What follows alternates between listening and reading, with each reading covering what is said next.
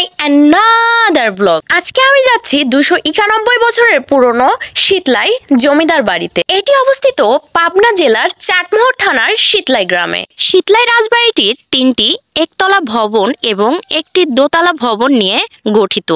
এই রাজবাড়িটির পাশেই ঐতিহাসিক শীতলাই দিঘি বয়ে গেছে, যা হেমন্ত সাগর নামেই বেশি পরিচিত। তবে এই জঙ্গলের মধ্যেও টিকে আছে এই বাড়িটি। সামনে রয়েছে একটি বিশাল দিঘি। এই দিঘিটি দৈর্ঘ্যে প্রস্থে অনেক প্রশস্ত, তবে এর আয়তন সম্পর্কে সঠিক কোনো তথ্য পাওয়া যায়নি। লোকমুখে শুনে জানতে পেরেছি এর আয়তন নাকি 100 বিঘারও বেশি। বাড়িটির চারপাশ জঙ্গলে ঘেরা। সংস্কার কাজ করা হলে চাটমোহরের এই জমিদার বাড়িটি হতে পারে একটি দর্শনীয় স্থান।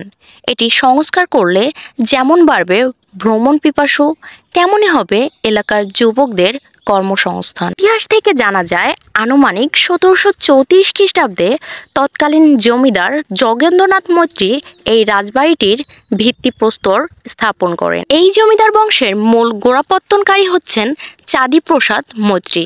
চাঁদিপ্রসাদ মৈত্রী সিরাজগঞ্জ জেলার শরৎনগর এলাকার জমিদার ছিলেন। জমিদার চাঁদিপ্রসাদের জগন্নাথ মৈত্রী নামে এক পুত্র সন্তান ছিল। তিনি ছিলেন এই জমিদার বংশের দ্বিতীয় জমিদার।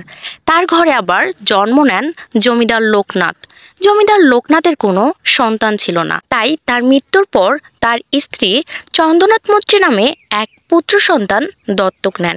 এই চন্দ্রনাথ মৈত্রীও নিঃসন্তান ছিলেন, তাই তিনিও যোগেন্দ্রনাথ মৈত্রী নামে এক পুত্র সন্তানকে দত্তক নেন। তিনি পরবর্তীতে তাদের জমিদারি বংশের পূর্ববর্তী জমিদারি এলাকা সিরাজগঞ্জ জেলার শরৎনগর ছেড়ে পাবনা জেলার চাটমোহর উপজেলার নিমাইচড়া ইউনিয়নের শীতলাই নামক এলাকায় জমিদারি স্থানান্তর করেন এবং এখানে জমিদারি প্রতিষ্ঠা করে এই জমিদার বাড়িটি নির্মাণ করেন। স্থানীয়দের মতে পার্শ্ববর্তী মাঝগ্রাম নামক গ্রামে জমিদার যোগেন্দ্রনাথ মৈত্রীর একটি সরাইখানা ছিল, যেটিতে হিসাব নিকাশ করা হতো।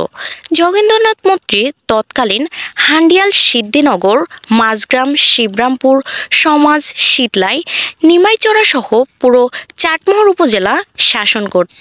বর্তমান এই জমিদার বাড়িটির কোনো মালিকানা না থাকায় স্থানীয়রা এখানে এসে বসতি স্থাপন করেছেন, যার ফলে জমিদার বাড়িটির অনেক জায়গা সংকুচিত হয়ে আসছে। এভাবে দখলদার বাড়তে থাকলে একসময় হয়তো জমিদার বাড়িটি বিলীন হয়ে যাবে। এটাই ছিল শীতলাই জমিদার বাড়ির সংক্ষিপ্ত ইতিহাস এবং বাস্তব চিত্র। যাই হোক, আজকের ভিডিওটি এতটুকুই। দেখা হবে অন্য কোনো ভিডিওতে। ততক্ষণ পর্যন্ত ভালো থাকবেন, সুস্থ থাকবেন। আল্লাহ হাফেজ।